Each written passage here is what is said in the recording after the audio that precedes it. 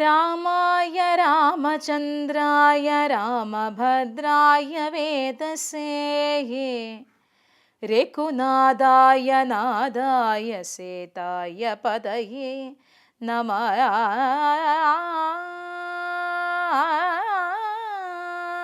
ഹരേ. രാവണന്റെ പുറപ്പാട്. ആരെയും പോരിൻ നകയ്ക്കുന്നതില്ലിനി നേരെ പൊരുതു ജയിക്കുന്നതുണ്ടല്ലോ. നമ്മോടുകൂടെയുള്ളോർകൾ പോന്നിടുക നമ്മുടെ തേരും വരുത്തുക എന്ന്. അവൻ വെൺമതി പോലെ കുടയും പിടിപ്പിച്ച് പൊന്മയമായൊരു തേരിൽ കരേറിനാൻ. ആലവട്ടങ്ങളും വിഞ്ചാമരങ്ങളും നീലത്തഴകളും മുത്തുക്കുടകളും 1000 വാജികളെ കൊണ്ടുപൂട്ടിയ വായുവേഗം പൂണ്ട തേരിൽ കരയേറി. മേരുശിഖരങ്ങൾ പോലെ കിരീടങ്ങൾ ഹാരങ്ങളാദിയാമാഭരണങ്ങളും 10 മുഖവും 20 കൈകളും ഹസ്തങ്ങളിൽ ചാപബാണായുധങ്ങളും നീലാദ്രി പോലെ നിശാചരനായകൻ കോലാഹലത്തോടുകൂടെ പുറപ്പെട്ടു. ലങ്കയിലുള്ള മഹാരഥന്മാരെല്ലാം ശങ്കാരഹിതം പുറപ്പെട്ടു. അന്നേരം മക്കളും മന്ത്രികൾ തമ്പിമാരും മരുമക്കളും ബന്ധുക്കളും സൈന്യപാലന്മാരും തിക്കിത്തിരക്കി വടക്കുഭാഗത്തുള്ള മുഖ്യമാം ഗോപുരത്തൂടെ ദരുതരെ വിക്രമമേറിയ നക്തഞ്ചരന്മാരെയൊക്കെ പുരോഭുവി കണ്ടു രഘുവരൻ. മന്ദസ്മിതം ചെയ്തു നേത്രാംത സംജ്ഞയ മന്ദം വിഭീഷണൻ തന്നോട് അരുൾ ചെയ്തു.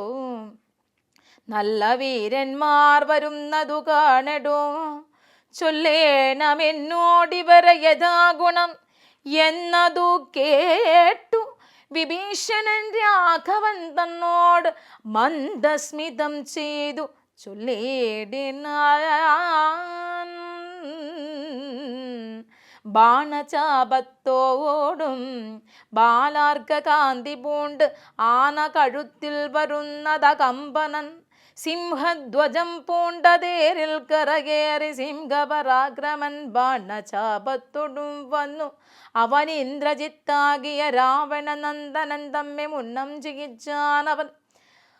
ആയോധനത്തിനു ബാണചാപങ്ങൾ പൂണ്ടായതമായൊരു തേരിൽ കരകേറി കായം വളർന്നു.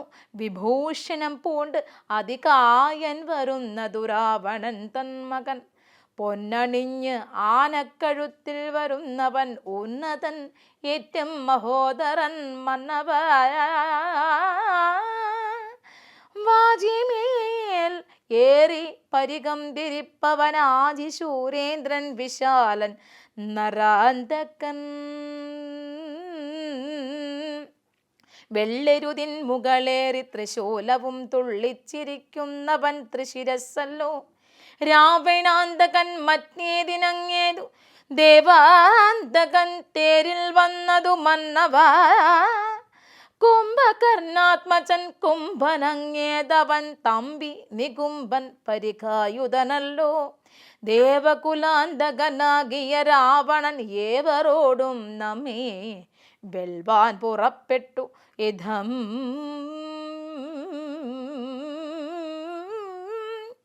വിഭീഷണൻ ചൊന്നതു കേട്ടതിനുത്തരം രാഘവൻ താനും അരുൾ ചെയ്തു.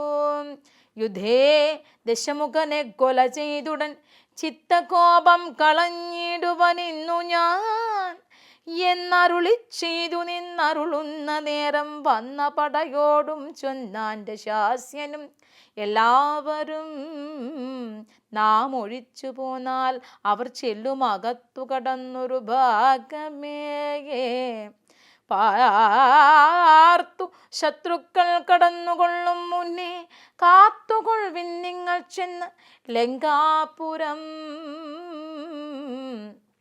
യുദ്ധത്തിനിന്നു ഞാൻ പോരും ഇവരോട് ശക്തിയില്ലായ്കയും ഇല്ലതിന്നേതുമേ. ഏവം നിയോഗിച്ച നേരം നിശാചരരേവരും ചെന്നു ലങ്കാപുരം മേവിനാൻ. ബൃന്ദാരകാരാതി രാവണൻ വാനരവൃന്ദത്തെയ്തു തള്ളി വെട്ടിയിടിനാൻ. വാനരേന്ദ്രന്മാർ അഭയം തരിക എന്ന് മാനവേന്ദ്രൻ കാൽക്കൽ വീണിരന്നിടിനേൻ. വില്ലും ശരങ്ങളും മാശു കൈക്കൊണ്ട് കൗസല്യാതനകനും പോരിനൊരുമിച്ചു. വമ്പനായുള്ളോർ ഇവനോട് പോരിനു മുമ്പിലടിയന് അനുഗ്രഹം നൽകേണം. ശ്രീരാമ. സിദ്ധഗന്ധർവവിദ്യാധര ഗുഹ്യഗയക്ഷഭുജം ഖഗാ അപ്സരോ വൃന്ദവും കിന്നരചാരണ കിം പുരുഷന്മാരും പന്നഗതാപസ ദേവസമൂഹവും പുഷ്പവർഷം ചെയ്തു ഭക്ര്യാ പുകഴ്ത്തേടിനാൻ ചിൽപുരുഷം പുരുഷോത്തമം അദ്വയം. ദേവമുനീശ്വരൻ നാരദനും തഥാ സേവാർത്ഥമമ്പോടവതരിച്ചേടിനാൻ. രാമം ദശരഥൻ ആനന്ദൻ ഉൽപ്പലശ്യാമളം കോമളം ബാണധനുർധരം പൂർണ്ണചന്ദ്രാനനം കാരുണ്യപീയൂഷ പൂർണ്ണസമുദ്രം മുകുന്ദം സദാശിവം. രാമം ജഗദഭിരാമം ആത്മാരാമം ആമോദമാർന്നു പുകഴ്ന്നു തുടങ്ങിയിടിനാൻ. സീതാപതേ രാമ രാജേന്ദ്ര രാഘവ ശ്രീധര ശ്രീനിധേ ശ്രീ പുരുഷോത്തമ ശ്രീരാമ ദേവദേവീശ ജഗന്നാഥ നാരായണ അഖിലാധാര നമോസ്തുതേ വിശ്വസാക്ഷിൻ പരമാത്മൻ സനാതന വിശ്വമൂർത്തേ പരബ്രഹ്മമേ ദൈവമേ. ദുഃഖസുഖാദികളെല്ലാം അനുദിനം കൈക്കൊണ്ട് മായയ മാനുഷകാരനായി ശുദ്ധതത്വജ്ഞനായി ജ്ഞാനസ്വരൂപനായി സത്യസ്വരൂപനായി സർവലോകേശനായി സത്വങ്ങളുള്ളിലെ ജീവസ്വരൂപനായി സത്വപ്രധാന ഗുണപ്രിയനായി സദാ വ്യക്തനായി അവ്യക്തനായി അതിസ്വസ്ഥനായി നിഷ്കളനായി നിരാകാരനായി ഇങ്ങനെ നിർഗുണനായി നിഗമാന്തവാക്യാർത്ഥമായി ചിൽഗനാത്മവയേ ശിവനായി നിരീഹനായി ചക്ഷുരുന്മീലന കാലത്തു സൃഷ്ടിയും ചക്ഷുർനിമീലനം കൊണ്ടു സംഹാരവും രക്ഷയും നാനാവിധ അവതാരങ്ങളാൽ ശിക്ഷിച്ചു ധർമ്മത്തെയും പരിപാലിച്ചു നിത്യം പുരുഷ പ്രകൃതി കാലാഖ്യനായേ ഭക്തപ്രിയനാം പരമാത്മനേ നമോ നമഃ. യാതൊരാത്മാവിനെ കാണുന്നിതെപ്പോഴും ചേതസി താപസേന്ദ്രന്മാർ നിരാശയാൽ സ്വരൂപത്തിനായി കൊണ്ട് നമസ്കാരം ചിൽ സ്വരൂപ പ്രഭോ ചിൽ സ്വരൂപ പ്രഭോ നിത്യം നമോസ്തുതേ. നിർവികാരം വിശുദ്ധ ജ്ഞാനരൂപിണം സർവലോകാധാരം ആദ്യം നമോ നമ ത്വൽപ്രസാദം കൊണ്ടൊഴിഞ്ഞു മറ്റും നിനാൽ ത്വൽബോധമുണ്ടായി വരികയും ഇല്ലല്ലോ. ത്വൽപാദപത്മങ്ങൾ കണ്ടു സേവിപ്പതിന് ഇപ്പോൾ എനിക്ക് അവകാശമുണ്ടായതും ചിൽ പുരുഷ പ്രഭോ നിൻ കൃപാ വൈഭവം എപ്പോഴും എന്നുള്ളിൽ വാഴ്ക ജഗൽപതേ. കോപ കാമ ദ്വേഷ മത്സര കാർപ്പണ്യ ലോഭമോഹാദി ശത്രുക്കളുണ്ടാകയാൽ മുക്തിമാർഗങ്ങളിൽ സഞ്ചരിച്ചിടുവാൻ ശക്തിയും ഇല്ല നിന്മായ ബലവശാൽ. ത്വൽക്കഥാ പീയൂഷപാനവും ചെയ്തുകൊണ്ട് ഉൾക്കാമ്പിൽ നിന്നെയും ധ്യാനിച്ച നാരദം. ത്വൽപൂജയും ചെയ്ത് നാമങ്ങൾ ഉച്ചരിച്ച് ഈ പ്രപഞ്ചത്തിങ്കലൊക്കവേ നിരന്തരം നിൻ ചരിതങ്ങളും പാടി വിശുദ്ധനായേ സഞ്ചരിപ്പാനായേ അനുഗ്രഹിക്കണമേ. രാജരാജേന്ദ്ര രഘുകുലനായക രാജീവലോചന രമാരമപത്തേ. പാതിയും പോയത് ഭൂഭാരമിന്നു നീ ബാധിച്ച കുംഭകർണൻ തന്നെ കൊൽക്കയാൽ ഭോഗീന്ദ്രനാകിയ സൗമിത്രിയും നാളെ മേഘനിനാഥനെ കൊല്ലുമായോ തന്നെ. പിന്നെ മറ്റേ നാൾ ദശഗ്രീവനെ ഭവാൻ കൊന്നു ജഗത്രയം രക്ഷിച്ചു കൊള്ളുക. ഞാനിനി ബ്രഹ്മലോകത്തിനു പോകുന്നു മാനവവീര മാനവവീര. ജയിക്ക നീ ഇതം പറഞ്ഞു വണങ്ങി സ്തുതിച്ചതി ഭക്തിമാനാകിയ നാരദനും തഥാ രാഘവനോടനുവാദവും കൈക്കൊണ്ട് വേഗേന പോയി മറഞ്ഞിടിനാന നേരം. ഹരേ രാമായ രാമഭദ്രായ രാമചന്ദ്രായ വേദസേ രഘുനാഥായ നാഥായ സീതായ പതയേ നമഃ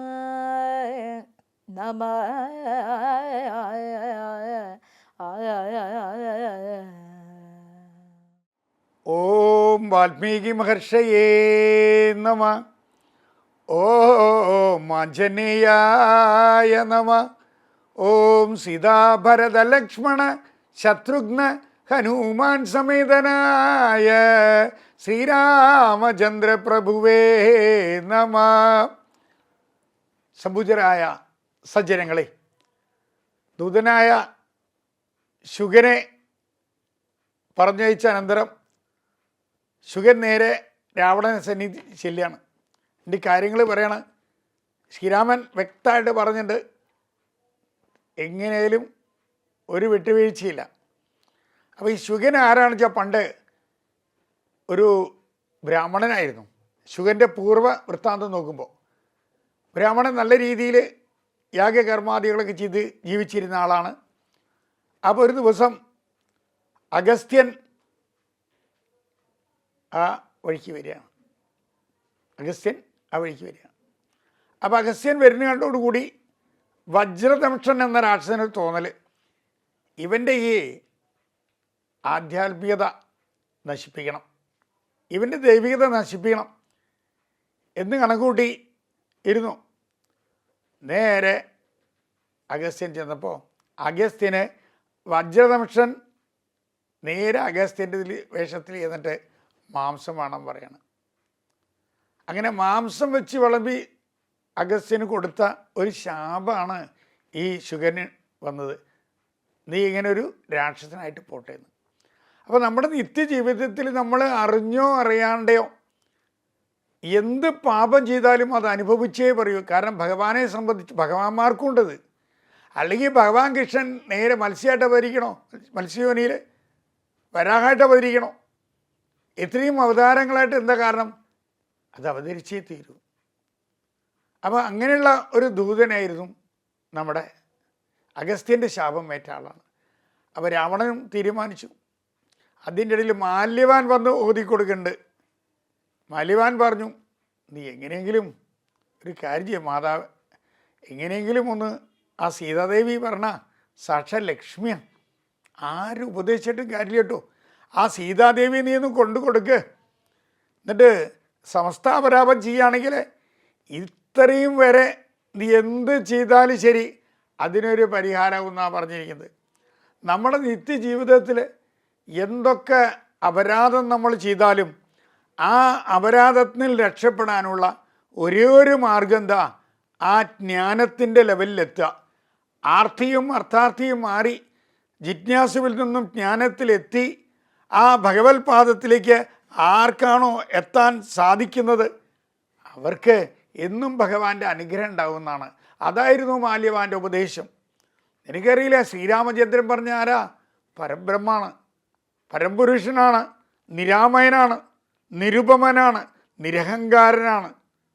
അതുകൊണ്ട് നീ ഒരു കാര്യം ചെയ്യ്, ആ സീതാദേവിയെ കൊണ്ട് കൊടുത്തിട്ട് എങ്ങനെ രക്ഷപ്പെടും. രാവണൻ ആരെയും കൂട്ടാക്കില്ല. കാരണം എന്താ? രാവണൻ എങ്ങനെയാണേ? രാവണൻ രജോ ഗുണാണേ. ഈ രജോ ഗുണം എന്ന് പറഞ്ഞാൽ ശരിക്കും പറഞ്ഞാൽ രാമായണത്തിലൂടെ നമ്മൾ മനസ്സിലാക്കേണ്ടത് എന്താണെങ്കിൽ ഈ തമോ ഗുണത്തിൽ നിന്നും രജോ ഗുണത്തിൽ നിന്നും എവിടെ എത്താനാ? സത്വഗുണപ്രിയനായിട്ടുള്ള ശ്രീരാമനിലെത്താനാണ് നമ്മൾ ഈ രാമായണം പഠിക്കുന്നത്. നിത്യജീവിതത്തിൽ നമുക്കറിയാം, നമുക്കൊക്കെ രോഷം വരാറുണ്ട്. നമുക്കൊക്കെ ചില സമയത്ത് വളരെ ചുരുക്കം പറയുകയാണെങ്കിൽ രജോ ഗുണമുള്ള ആൾക്കാരാണെങ്കിൽ അഹങ്കാരം കൂടും. അഹങ്കാരം വന്നാൽ ദേഷ്യം വന്നു, അവർക്കൊരു ഭക്തി ഉണ്ടാവില്ല, എല്ലാറ്റിനും വളരെ എടുത്തുചാട്ടക്കാരായിരിക്കും.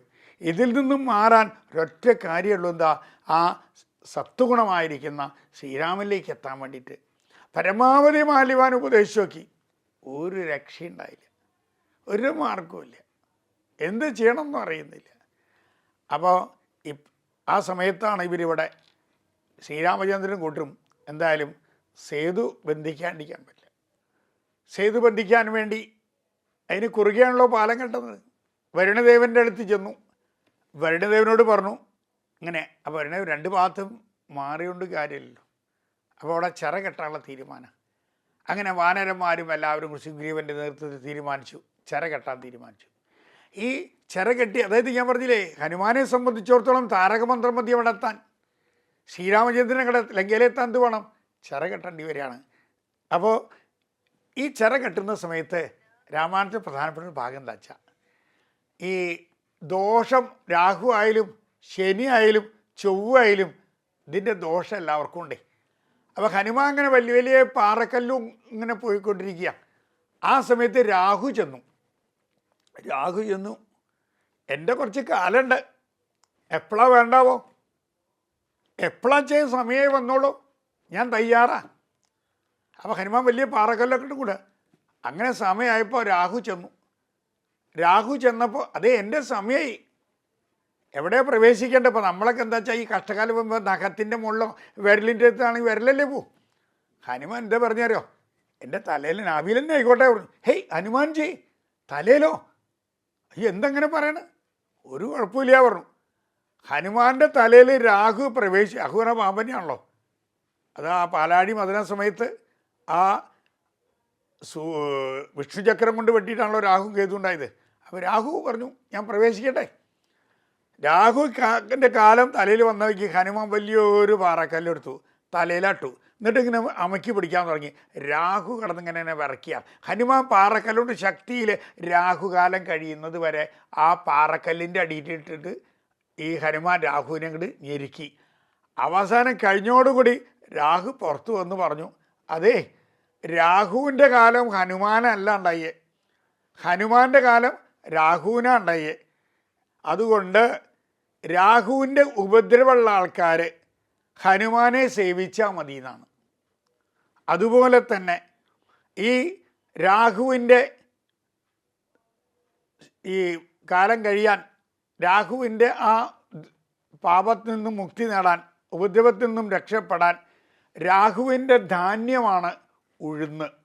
ഈ ഉഴുന്നുകൊണ്ട് വട ഉണ്ടാക്കി ഹനുമാനെ ചാർത്തി കഴിഞ്ഞാൽ രാഹുവിൻ്റെ ഉപദ്രവം, അതാണ് ഈ വടമാല. ഹനുമാൻ്റെ ക്ഷേത്രത്തിൽ പോയാൽ ഇപ്പോൾ വടമാല എന്ന് പറഞ്ഞാൽ, ഇപ്പോൾ പാലക്കാടൊക്കെ ചെന്നാൽ വട ധാരാളം കാണാം. അപ്പോൾ വടമാല എന്തിനാണെങ്കിൽ രാഹുവിൻ്റെ ഈ ദോഷം പരിഹരിക്കാനുള്ള ഒരു ഇതാണ് രാഹുവിൻ്റെ. അത് പല ആചാര്യന്മാരും പല രീതിയിൽ പറയും. ഇപ്പോൾ സത്യത്തിൽ ഭക്തജനങ്ങൾ പെട്ടിരിക്കുകയാണ്. ഓരോരോ ആചാര്യന്മാരും ഓരോന്ന് പറയും. ഏത് ആചാര്യം പറഞ്ഞാണ് ശരി. വേറെ ചില ആൾക്കാർ അശോകവനിയിൽ ഈ വടവൃക്ഷത്തിൻ്റെ മാല കെട്ടി ചാർത്തി സീതാദേവി അങ്ങനെയും പറയുന്നുണ്ട്. ഇതാണ് ശരിക്ക് വരുന്നത്. അതായത് രാഹുവിൻ്റെ ധാന്യമായ ആ ഉഴുന്നുകൊണ്ട് വട ഹനുമാന് ചാർത്തിയാൽ ഹനുമാൻ ഈ രാഹുവിൻ്റെ ഉപദ്രവം തീരുന്നതാണ്. അതുപോലെ തന്നെ ഹനുമാൻ്റെ ഭക്തിക്ക് വേറൊരു ഉദാഹരണം. ഹനുമാൻ ഭക്തി എന്ന് പറഞ്ഞാൽ എത്ര വേണമെങ്കിൽ പറയാം. ചില കൊണ്ടിരിക്കുമ്പോൾ ഒരു അണ്ണാറക്കണ്ണൻ നേരെ ഈ കാലിൻ്റെ ഇടയിൽ കിടന്ന് കുളിക്കുക.